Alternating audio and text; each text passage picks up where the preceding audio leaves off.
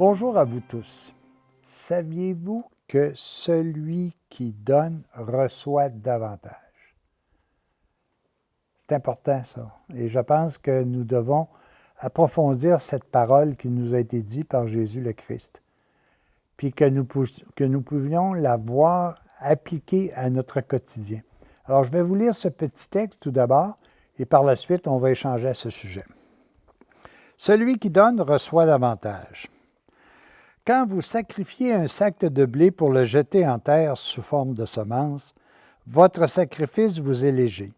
Vous voyez à l'avance croître le blé et vous savez qu'au jour de la moisson, la terre-mère vous en rendra bien davantage, 30, 60 ou 100 fois pour un. Cette loi s'applique sur le niveau spirituel de la même manière que pour la semence du blé. Je vous ai dit, donnez et l'on vous donnera. Donnez et vous le sera versé une mesure bien tassée dans votre sein. Quand vous faites le bien au prochain, sachez que ce bien vous reviendra. Vous recevrez bien davantage, tout comme le blé jeté en terre vous rend quelquefois au centuple ce que vous avez sacrifié. Celui qui donne reçoit toujours plus, mais celui qui ne veut pas donner se prive de recevoir davantage le jour où il sera dans le besoin. Vous serez mesuré avec la même mesure dont vous vous serez servi pour les autres. Quand vous étendez la main pour faire un geste de bonté, quand vous ouvrez la bouche pour dire une bonne parole, sachez que ces gestes se reproduisent en même temps sur les plans supérieurs. Ils sont tous enregistrés dans l'éternité. Quand vous verrez ce que vous faites et dites, vous verrez en même temps votre jugement. Tout le bien que vous avez fait aura produit une merveilleuse récolte. Vous comprendrez alors que ceux qui sèment la vérité divine auront jeté dans la terre des âmes la plus riche des semences et qu'ils auront recueilli la plus belle des moissons. Grand sera leur mérite. En enseignant la vérité, ils seront eux-mêmes plus éclairés par l'Esprit Saint. C'est pourquoi ceux qui enseigneront la vérité brilleront comme des étoiles au firmament. Semez, semez, semez toujours la semence de la vérité. C'est un très beau texte et c'est tellement encourageant de lire ce texte qui nous dit en quelque sorte, donnez juste un petit peu, vous allez recevoir déjà davantage. Et ça, je pense que c'est excessivement important que nous puissions appliquer ça dans notre vie. Un jour, un de mes amis me disait, moi, comment ça se fait que personne ne vient m'aider, moi, quand j'ai besoin? Et la question, je lui ai répondu par une autre question, quand est-ce que tu as aidé la dernière fois? À l'inverse, j'ai rencontré quelqu'un qui un jour devait déménager et il avait peu de temps, peu de moyens, mais le matin même où il devait faire son déménagement, est arrivé 10 à 15 personnes qui sont venues l'aider. Il y avait un camion avec un chauffeur. Ils ont déménagé, ils ont tout placé en place dans l'espace d'une demi-journée. Mais comment cela se fera-t-il? Mais il a donné beaucoup. Et ça, je pense que c'est important. L'abbé Laurent Gagnon nous disait une petite parabole, Tigus et Tifred. Tigus, c'était quelqu'un qui était très riche, mais qui était généreux. Tigus était généreux. La preuve, il avait donné à Tifred quelques planches pour se faire une petite maison là, sur son terrain, mais il dit en autant que tu ne déranges pas trop, il dit je te le permets. Tu sais.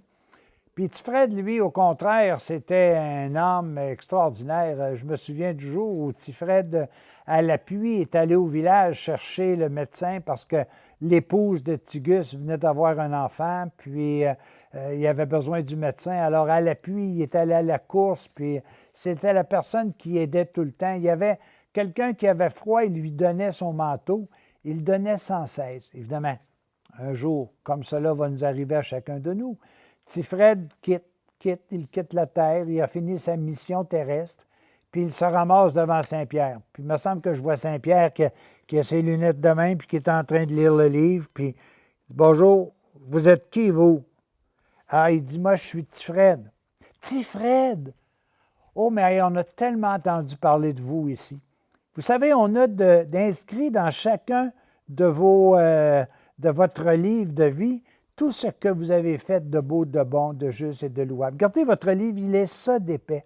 On n'a absolument rien perdu de ce que vous avez donné, de ce que vous avez fait. Ah, on était tellement contents de vous recevoir.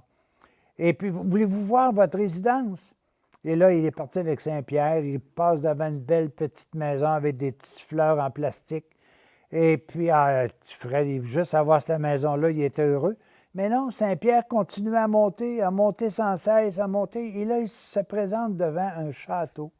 Quelque chose de très beau, puis il dit à Fred, voici votre demeure. Fred dit, voyons donc, ça ne se peut pas. Ah, il dit, c'est votre demeure. Ah, c'était extraordinaire. Il y avait du marbre, il y avait du quartz, il y avait le cœur des anges qui chantait. Ah, c'était vraiment quelque chose. Alors, il le laisse à sa résidence, puis Saint-Pierre retourne à l'entrée du ciel, si on peut dire. Et quelque temps après, arrive aussi notre ami Tigus. Et Saint-Pierre, qui est encore dans la même position, en train de lire son livre, il dit « Bonjour, vous êtes qui? » Il dit Tigus. « Ah, Tigus, on a tellement entendu parler de vous ici. On est tellement heureux de vous voir. Ah oui, vous savez, votre ami Tifred est arrivé il y a quelque temps. Hein? Il dit, c'est quelqu'un qui était bien comme vous. On a ici votre livre aussi, à vous, de tout ce que vous avez fait de beau, de bon, de juste. C'est extraordinaire ce que vous avez fait. Et il lui montre son livre. Comparativement à Tifred, il y a ce petit livre-là. Il dit, hey, en passant, il dit, voulez-vous voir où demeure Tifred? Fait que Tigus, il dit, bien certain. Ça fait qu'il monte tranquillement, pas vite. Il passe toujours devant la petite maison avec des fleurs de plastique, puis il monte, puis il arrive au château de Tifred. Puis là, il dit, ben voici, il dit, Tifred, c'est sa résidence. Puis hey, là, il se disait, Tigus, je le connais, hein, il disait, hey, moi, là, il dit, qu'est-ce que je vais avoir? Imagine-toi, Tifred, il avait sa cabane sur mon terrain. Puis là, il est rendu avec une grande maison. C'est extraordinaire, là, tu sais. Fait que Saint-Pierre, il dit à Tigus, il dit, maintenant, il dit, voulez-vous voir votre demeure? Ah oui, imagine, Tigus, il salivait. Il dit, imagine qu'est-ce que je vais avoir comme demeure. Mais là que Saint-Pierre redescend tranquillement, pas vite. Puis il redescend, puis il se présente à la petite maison, au petit bungalow, avec des fleurs de plastique. Puis il dit à Tigus, il dit, voici, il dit, c'est votre demeure. Et là, Tigus est effrayé. Il dit, voyons donc, c'est donc bien injuste, ça. Il dit, Fred, il n'y avait rien, lui, là, puis regardez tout ce qu'il y a. Puis moi, il dit, j'avais tout. Puis, ah oui, mais il dit, on avait oublié de vous dire, puis vous n'avez pas compris ça, qu'on ne peut construire qu'avec ce que vous faites, les matériaux que vous nous transférez de là-bas sur la terre. Ce que vous avez donné, voilà les outils. Mais si vous avez donné peu, et Tifred a tellement donné de tout. Alors, vous voyez comment c'est facile de regarder et de dire nous n'avons qu'à donner et nous recevrons davantage. Attendons-nous pas à recevoir de la personne à qui nous avons donné, mais dites-vous que le petit sourire que vous avez fait à quelqu'un un jour, peut-être que 100 personnes vont vous sourire dorénavant. Que le don que vous avez fait de quelques dollars, vous allez probablement en avoir beaucoup plus parce qu'il va vous arriver des surprises. Alors, c'est comme ça qu'il faut être capable de voir la vie. Ce que l'on donne nous est multiplié au centuple pour nous revenir. Alors, la maxime aujourd'hui est fort simple. Donnons si nous voulons recevoir. À la prochaine.